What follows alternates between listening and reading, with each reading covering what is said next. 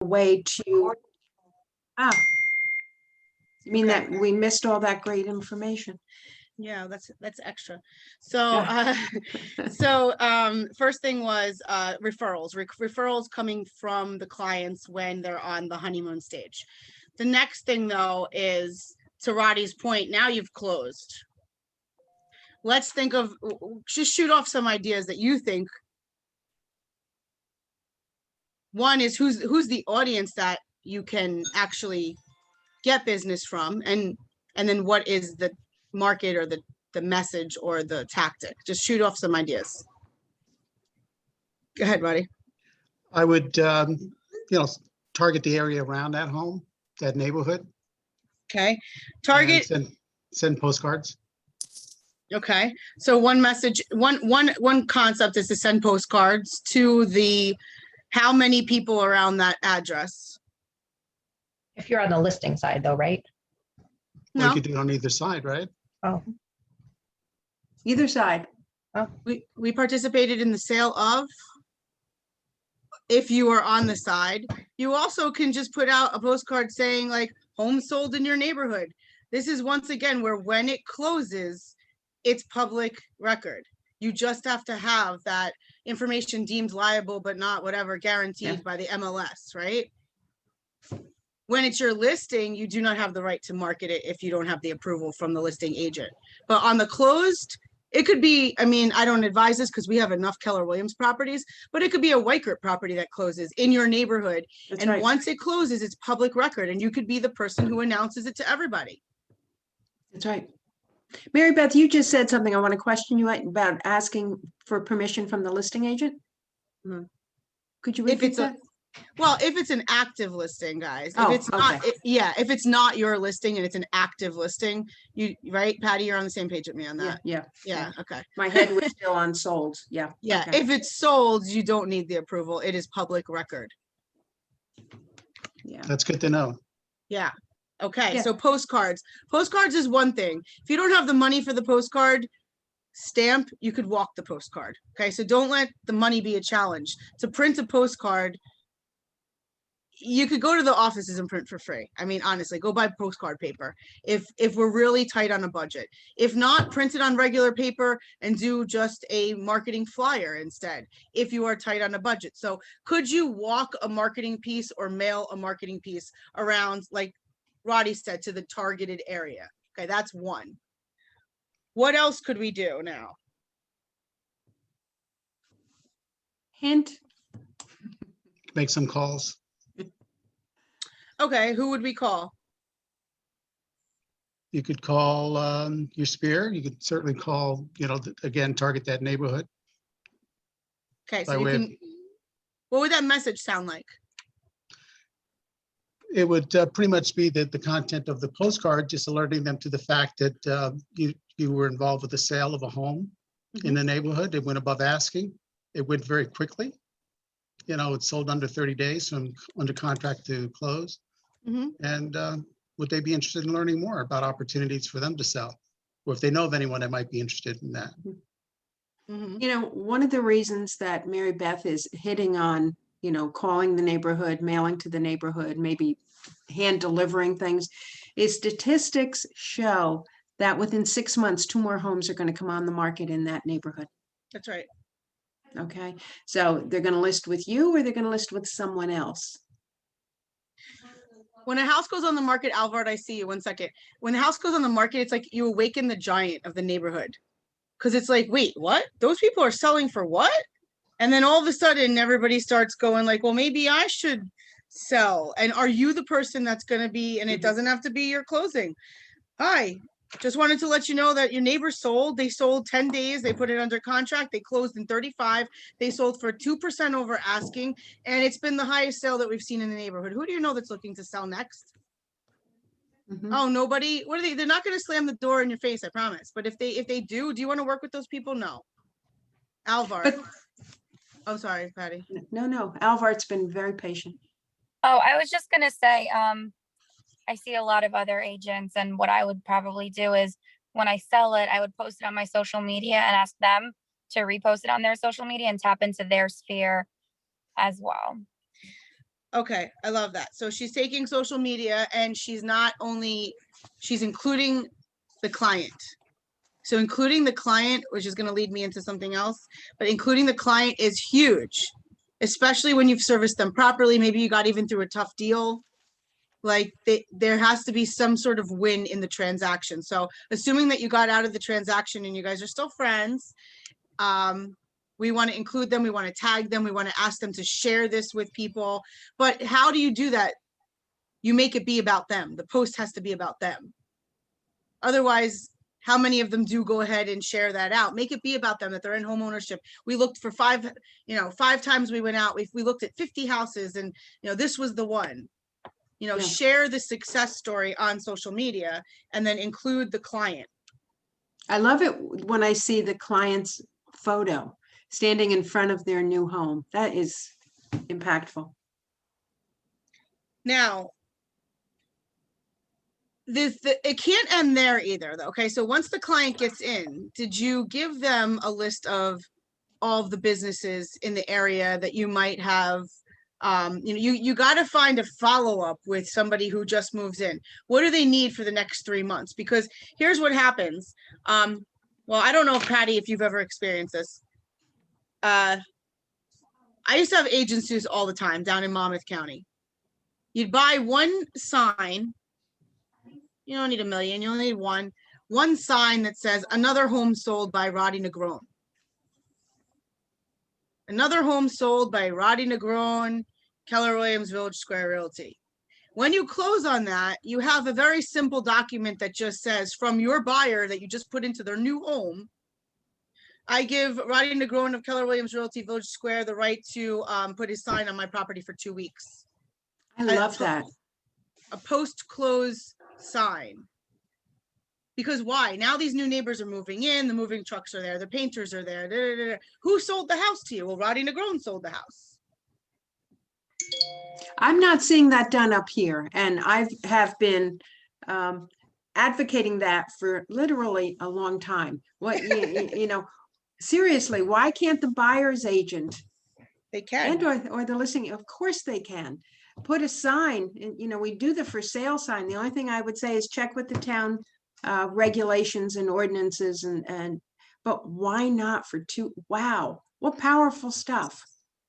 And with that, like just 2 weeks, it doesn't have to be there forever. And then you're also, I had 3 of these in my career, 3, where then I'm throwing a party for that new homeowner because I knew the neighborhood, because I was marketing to that neighborhood. It was my neighborhood. It was a neighborhood I sold a lot in. I did 3 little parties where I invited the neighbors and then I asked that buyer for their list of people. So sometimes I got 20 people, sometimes I got 40 people. And I invited them to come over between 2 and 4 on a Saturday, or 6 to 8 on Thursday night, to come welcome the new neighbors to the neighborhood. And here's what happened for me. I expanded my database with now my clients' sphere of influence. I showed the neighbors, hey, this is what I do for my clients to make sure that once they're in the neighborhood, they're also now welcomed into their new neighborhood. This is where they're going to live. And now, don't you think those neighbors are looking at me like, oh, well, if she sells that, if I sell, I'm going to have to go with her. 3 times, very successful events. Michelle, you had your hand up, and then Roddy. Hi, everyone. I saw something where, and you could do this for a buyer or seller, where they had like a little video and, your customer said how happy they were with your success and then post it on your social media. So Okay, I love that. I love that idea. And I want to utilize that. So I don't know what hers looks like right now, but Sue Adler is in What was Summit. that? Susan Adler. She's been the #1 KW agent in the state for a while. I don't know if Zohar passed her, but anyway, big producer in the Summit, New Jersey Market Center. And her page, if you go to her Facebook business page, is full of an album of video testimonials from her clients. Now, honestly, if I were to go there and look for an agent in Summit, and I could see a plethora, it's like 40, 50 testimonials. Wow. I'm like, it's very impressive. It's like, obviously these people all had a good experience. So thank you for that, Michelle. It's a great one. Roddy. Yep. Oh, I love the idea of the sign, just sold sign. Is that an actual, like, when you list it, or is it kind of like, I think it's more of like one of those like corrugated plastic vinyl Mhm. or A-frame or something a like frame, that. an A-frame, right? It would be a It's- special custom. Yeah, whatever you and- want, but just like it's your sign. It's the one sign that you carry to the closing to put it in the ground for 2 weeks and come pick it up. Oh, got it. Okay. And then there's that opportunity too. You're putting it out, you're letting the neighbors know. I just want to let you know it closed. Here's the price it closed for. Maybe you go give them the stats on it. And hey, whoever else won, maybe they know somebody else that's moving. And the KW app too. I love sharing that. I'm like, Danny, why is John Davis over your head? But he's obviously in a market center. I haven't seen John Davis in a long time. I am. He was Oh my You replaced. know him God, better yes. than I do. Yeah. The new one is Mark King. So all right. So what I have here is I have referrals on the honeymoon, Mhm. post-close, target postcards, call sphere of influence, and target. Why would I call my sphere of influence? Why would I email to my sphere of influence? Why would I even let them know that I sold a house in Perth Amboy when they live in California? Celebrate your victories. Celebrate your victories. Advertise. Advertise, let them know that you're actually an agent that gets results. That needs to be your tagline a bit. Is like, I'm just an agent getting results and I just want to show you what's going on with the market. It also re-images you. They know you as a friend or from your prior profession. And now they're going to start knowing you as a realtor. For So we have- referrals. Yeah, so wait, so we have post social media, include the client on that. We had video come up. Video would be great on social media as well. One of the things I think that you can really capture though is a video of like the final walkthrough. Here we are, guys, we're at closing day. And you're showing them that this is what my client got for this price, especially if you have a success story. Like, look, we beat out 17 offers and this is their beautiful new home. Let me help you find your home. Let me help you sell your home. That one is a particularly powerful one because number one, it shows you helped someone prevail over a whole bunch of competition, which is probably one of the holdbacks that buyers are feeling right now that, oh my God, I'm hearing these nightmare stories that people are having to submit offers and they're not getting the house. Well, here you are showing, hey, it can happen. And if it can happen to these people, it can happen for you. It also shows someone beyond that stressful period. So Yes. on a couple levels, it's a There is really like strong. There's like Yeah. an over the hill with this. Like there's a light at the end of the tunnel. Yeah, yep. You know what? That's a really good point though, Patty, because I think we need to shed some light on some positive success stories with some buyers and sellers because media does do a great negative message. Like, Yep. and we need to be the people that say, like, when we had the crash in 08, 9, 10, it's an opportunity market. There's lots of opportunity in this market. Right. In Yeah. this market, it's interesting. There is opportunity, but it's an interesting, challenging, amazing market. So, all right. I think that's pretty good there and then we got client parties and we have video testimonials. So that was a bunch on post-closing marketing. All right. How about other ways of gaining clients? Somebody working with a client that you just gained. Where did you get them from? Referrals, Referrals from who, Ariane? other agents. Thank you. Okay, so that's like another part because some people will say referrals from my sphere of influence, referrals from other agents. And how do you, Ariane has kind of like made it very known that she will work your Central Jersey referrals. Is that where it came from? Is this a Central Jersey referral? I had an agent that was part of a group that we were in who's in Florida. And Okay, we were a part in a group and she called me up and she said, hey, I have a client or a friend in New York who needs to move to New Jersey from Rochester to New York, oh, that's or right. from Rochester to New Jersey. And that's how I got her. Okay, so this is an online Not even have to go anywhere. Group, It was, Facebook group, you said, part right? of our, she was part of our face, our breakfast club that Ryan Yeah. Sundin did. Yeah, so there you So, go. So you yeah. have breakfast club, gathering group, mastermind group, Mhm. whatever, wherever agents hang, and you always need to have a group of agents that you really like trust and feed off of. So when you're in that group, we also need to make sure that you all know the strengths of where you can cover. All right, what else? Where else did you gain a client, Dan? Can I just say something? Yeah. So as of last week, I had never even heard of this organization. And then within one day, I got 2 invites to something called BNI. Actually, this was 2 weeks ago. Yeah, very nice. So I went as a guest this morning to this one group in New York City, and I was through a friend. It was a title insurance guy, and it was amazing. Like they were really. I'm not going to join up just yet, but they were really helpful, and everybody's there to. That's the goal of the organization, to always refer whoever is in that group. So, and they were, talking about how much money they've made via connections, and that's what it's all about. And they don't shy away from it. Like as great as the relationships are, we're here to make money, and this is how much we've made. So, it just opened up my eyes. Like, wow, there's a whole world out there that people wanting to help others, and it makes a lot of sense too. So. And I was like, I think it was a real estate chapter, like just today was a real estate topic, I guess, of discussion, because there were 3 or 4 other agents on there, and they were all from different regions, but it actually made sense because Sure. we were in different regions, and now I know those people. Yep. So if I know people in their regions, I'm definitely going to refer them. So it was good. Great.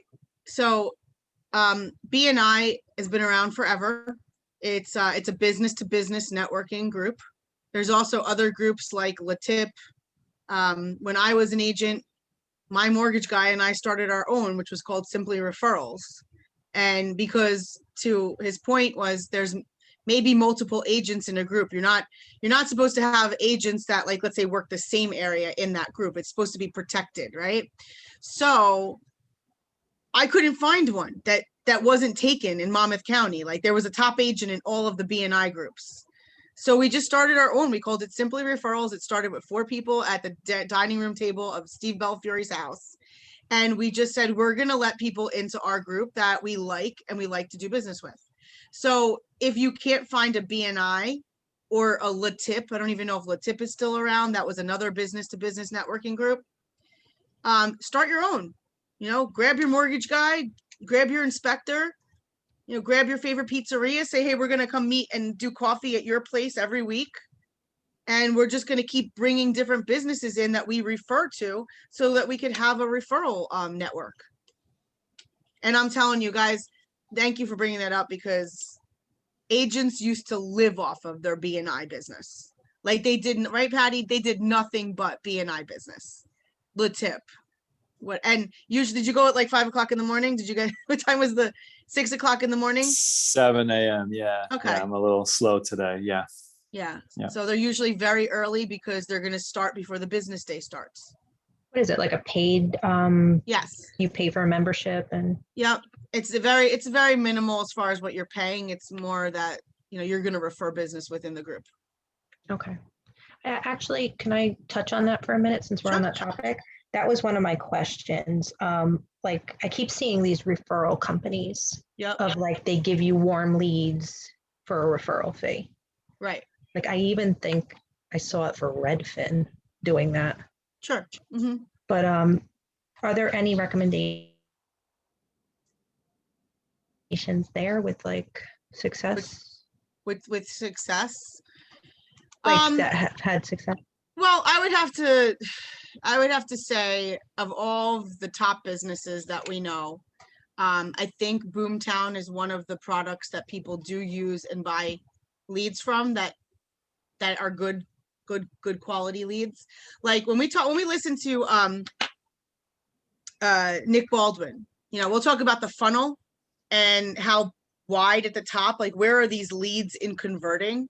So a lot of our command Facebook or Facebook generated leads are going to be in this wide, big funnel that maybe they're And as we get closer, right, we get more qualified leads. Those leads, Boomtown, Zurple, Zurple. Now, do I advise to go buy them? Not really. Because at the end of the day, every agent that I know that started there said, well, here's where I did all my business with my sphere of influence. Or I sold a house and then I listed the house next door. However, it does get you busy, but is busy business. I mean, Patty, what's your take on buying leads? Not, you're muted. I have a problem with it on a couple levels. Number one, I think it doesn't help an agent develop good habits. Sure. It puts the agent in a passive position, subject to the changes in the market. As the Sure. market goes up and down, that agent is going to feel it more than an agent who is in control of their lead generation. Number two, sometimes you're feeding the competition, like with Zillow. People pay a lot of money to Zillow to do what Command can do. They talk about the leads starting out decent, but then it's almost like a come on. And then as the agent stays with Zillow, the leads become less good. And Zillow is our competitor, guys. They didn't start out that way, but they are now, and they have brokerages and agents. And so I would rather see you spend that money like in the BNI group. Yeah. I'd rather see you spend that money like getting involved in organizations, or time is money. So you say, okay, well, I'm going to dedicate every Saturday to go help this charity. Like, if you don't have the money, then the time, right? And I would say that's a better use of your dollar or your time, is to go and network with real people. Yep. Get them to know you. Like Nicole Romanek, she's in our phase 3. She had a fantastic garage sale, a town-wide garage sale. Now, I know some of you know the Minetti Dennis team does it, I believe, in Randolph. Ramsey. She did it in Fair Lawn. And she had 98 homeowners reach out to her to be part of this big yard sale. So now she's got 98 new people that she knows that are in her database. She's written 2 offers off the conversations that she's had in the activities of preparing for this yard sale that just happened this weekend. Yeah. She's exhausted, and yet she realizes that all of that work, although it felt like a month of preparing for like not getting paid, and still now the deals are being put together because of those relationships, and then beyond that, right? And how much did it cost her, money-wise? $600. Okay. $600 to get all of the 99 signs, because she wanted her name on them and branded it to her. So she did do some water bottle stickers. And then, so let's just take this out. Do you have to go organize a garage sale? No. But some of us are organizing some fun, parties for the kids, Yeah. summertime events for the kids. If you have a pool and you have kids, don't underestimate a pool party right now, where people can actually get back together. You don't have to let everybody in the house, have a couple games outside. If you don't have kids, a cocktail party in the backyard. That's something that we can get to know our neighbors, and we can start just coming together as a community. Neighborhood gatherings. I mean, how many people have neighborhood block parties or neighborhood ice cream truck? You have an ice cream truck guy. I have a guy, Goldie. We call Goldie, like, could you drive down the block? We're going to pay for the ice cream. Okay, great. And he comes in and we give him $100 and all the kids can get ice cream. I mean, it's what we would do every year. Shredding events after April. Do a shredding event. And this year would be, I don't know, they extended the submission form, but whatever. After everybody has paid their taxes, they've got the, year 8 stuff that they want to shred. So a shredding truck, and those trucks are like $450. That's it. Yeah. It's just finding a place that you'd be able to have him. Stella, go ahead and ask. I just got to open up a door. Stella, go ahead. Well, what I was going to say is I recently joined my town's Chamber of Commerce. Oh, wonderful. And although there were 5 other prominent realtors there, what I did was I used my coaching and my coaching background as a differentiator. And in 2 weeks, I partnered up with a new salon that's opening up in Wyckoff.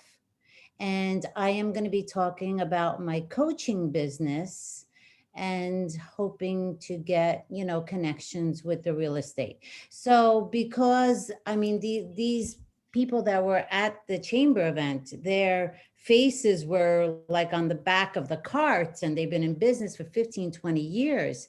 And I was like, oh my God, like, what am I going to say? I've been in business 6 months. Come to me. So I did say I was a realtor, and I said, well, what I really want to talk to you about is my coaching business, blah, blah, blah. And people were really attracted to me about the coaching industry and the coaching business. And so let's see how I can integrate the two. It's gonna be awesome. Nice. Don't have that limiting belief that somebody's been on the back of a shopping cart or something for all these years. Honestly, sometimes I just leave it there because nobody else is buying the ad. And you don't know what people that have been in the business, and Patty, we've been in the business. I haven't been as long as Patty, but we know that there's people that this market knocks some people out. Mm-hmm. They were in the And- business for so long. Orly Steinberg said, I was almost ready to retire. Like, honestly. Yeah. So I don't want you to have that limiting belief that there's no room for you in our industry. And- The units, yeah, there's so many freaking units out there. And, someone's been in the business for a long time. That doesn't mean they have pleased everybody. No. Or They that pissed off more everybody, people than you ever did. or, that someone necessarily wants to use them. Not necessarily so. Sometimes they want the new person, the fresh face. So give me 2 more things about where did you get your last new client? Because the question was gaining clients. So what are some real life situations? Can I Kira, share something I did? Oh, sorry. Go ahead. Go ahead. ladies I was gonna first. say Dan. contractors. Who is that? Juan? All right, we're gonna let Kira go first. So I'm still part of a Facebook group for moms in Queens, where I'm from. And they don't allow like professional postings. But one day I was just like, I should just see if anyone's thinking about moving to New Jersey and if they have any questions. So I posted that and I got a lot of responses. Some of them are still like just asking questions and aren't ready to do like a buyer consultation or anything like that. So I'm just nurturing them. But one of them, I had the buyer consultation over Zoom and they want to start looking next month. So There we go. Wonderful. Wonderful. So what Kira is talking about is where are the buyers coming from? Go to those markets and connect with some groups there to say, hi, I'm a Jersey agent. I can help you if you ever want to move this way. And connecting inside of a group that is a hobby or a like to you, but it's not necessarily real estate related. Juan, you said contractors, right? That's a good one. Contractors. Who do you mean by that? Painters, Painters, plumber, HVAC. right? whoever. Yeah. A lot of times people are fixing up their houses because they're going to sell their houses, right? Mm-hmm. Okay, Home Depot on a Saturday morning at 6:30, 7 o'clock, contractors. Go there. Give them a little list of, hey, here's the best fixer-uppers in this area. You interested? Mhm. I know I just like kind of a little quiet there, but yeah, those are like creative ways that you go, okay, well, where's the buyer for these products? Where's the guy that's going to give me the flip when he fixes it? Now I got 2 deals in one. Well, it's at Home Depot at 6:30 in the morning. Dan, what are you going to say? Well, 2 things, but 10 minutes. I just thought of something when you said contractors. So when I originally got into this real estate biz, I was interested. I learned about real estate investment through the site called Bigger Pockets. Yeah, Bigger And Pockets. If you guys don't have that downloaded, you need to. What's that? It's Bigger Pockets. Yeah, it's all about real estate investment, but it shows what you can actually do when you make money as a realtor and putting it into properties and investing for your future. But they have a huge forum. So if you advertise yourself as a new agent in that area, or if you come across a home that you know needs repairs, that's the place to go. they're looking for really good agents who can identify a deal, because it's all about numbers for those guys and ladies. But basically it's another avenue. Investors, there's a lot of, I went door knocking on Saturday in this town nearby, and I had a list of homes I was targeting, but the investment side was kind of screaming to me. So I would see all these houses that needed a lot of repair, and so I was actually targeting those homes. And so I had like 25 flyers to hand out, and the very last home I was going to go to, I was like, this is a really nice house. I don't feel like these guys are going to sell. And my intuition, I looked next door, and there was this home that had like paint peeling off the side. The weeds were coming through the rocks in the grass. And I went up to this home, and the very last home of the day, I chose the house next door. And the guy, I don't know where it's going to go, but the guy said, yes, I actually am interested in selling. So this isn't even an investment property, but I'm just saying, like, the investment side is another 25th, avenue. the 25th flyer, okay? If you had Yeah. not gone with that 25th flyer, you would have missed that opportunity. Yeah, You're it like felt the great. example. You're the example of like what you have to do, guys, because when you just feel like you're hitting a wall and you don't want to go with that last minute because you're like, what is it? What am I going to get? I just gave out 24. I only got one more left. And that's the guy. So That's the guy. thank you. Thank you. Okay. All right. What else do we have here? One more, gaining clients. Who gained a client recently and where did it come from? One more. I'm looking. Harul, you have no client you gained? Alvart, hands up. Go ahead. It's not like I didn't gain a client yet, but sorry, I'm just driving, so my video's not on. But I have this friend who he's a loan officer, and I'm taking him out to dinner this week because he was like, "Oh, you have no idea how many people come in with like looking for a loan and don't have any representation. So give me a stack of your cards." So I'm taking him out to dinner, and I have a few other dinners lined up with like lawyers and other loan officers to kind of like create that connection, because they say that so many people come in without real estate agents. So that's just another way that I'm lead Thank you. Thank you. That one was a simple one that we missed, but right, Patty? But that one is so important. Like you need your A team. And I love that you're taking him out to dinner. Make sure that he pays, but you're taking him out to dinner. Shame on him if you got to pay. Well, But, it was just that, oh my God, let me take you out to dinner. That would be No. like, and drop off business cards. That would be so great. Whatever. I love it. I love it. Connection. I love it because the reality is, even at the 21, how to take 21 listings and 21 listings in the summer is, What can do I I take you have for a to cup of do? coffee? What do Go I ahead. have to do to earn the right to take you to buy you a cup of coffee? Yeah. Ooh, I like that. Right, to your sphere. And then when you're connecting, and then how do I add value to you? What's a great referral for you? So what Alvart is doing is she's getting in front of the horse and she's going, nope, I'm gonna take you out, because guys, they go to the loan officer, they get they get pre-qualified, they're searching online, they land in the hands there. Who is he giving them to? I know 2 of our agents that are working with at least 2 clients from a loan officer, because the loan officer is based out of Staten Island and he doesn't really have a good agent on Jersey. So this guy, who's one of our coaching clients, is his guy now. All right, Michelle and then Dan. Michelle?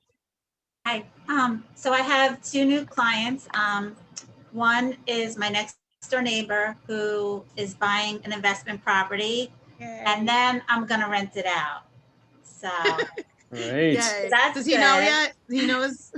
And then the other one is I have a property in South Jersey, so I'm gonna broadcast that too. And I have another sphere of influence that bought an investment property in South Jersey, and we're under contract. So I have, it's very hard representing buyers, but it's out there. And my sphere of influence also, I send them blasts, oh, look at this great property. If you can get somebody, for an investment income and have a rental, even believe it or not, in this market, you're right. It's like, it's not about that you can't find people. You can find properties. You may have to go a little bit out and they'll be like, oh, I didn't know about that town. Right. You know, give them options. So that's my story. So thank you for saying that.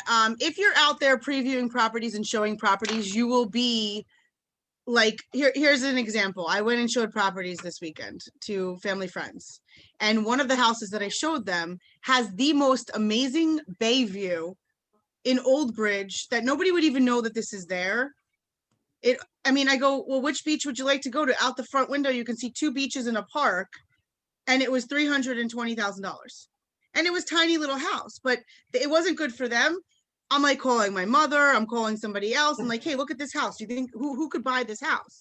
So to Michelle's point is, if you're out there and you see something, whether it's for your client or not, you're just telling your sphere of influence, like, hey, I'm working.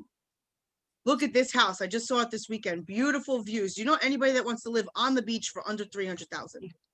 And to add to that, a video of those views. Right. Post Like, it hey to your guys, I'm here today. Yeah. Yeah, to your social media, like, oh my God, I'm showing this house and it is phenomenal. Love it. Dan, and then we're gonna go on to the next topic. Oh yeah, excuse my ignorance here. When you say loan officer, I mean, is that like a loan broker? I'm thinking, Yes. parole officer, I'm thinking, but no, Well, Dan, a broker, right? Hopefully not. I don't know. Just go Dan over there. No, a loan officer is a banker, is a broker. It's the guy who deals with the money. It's your financial partner. Okay, thank you.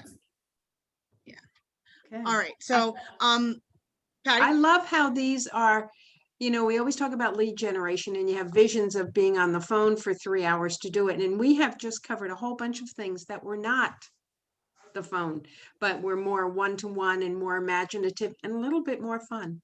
yeah. And so then tracking numbers, I think we could leave that for next week because I'd like to get a little deeper on tracking numbers and what you're tracking, if that's okay.